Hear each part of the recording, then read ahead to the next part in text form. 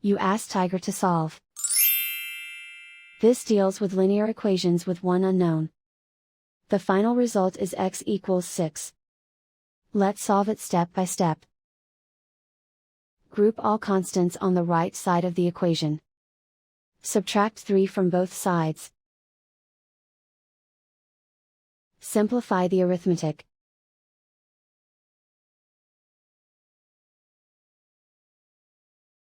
Isolate the x.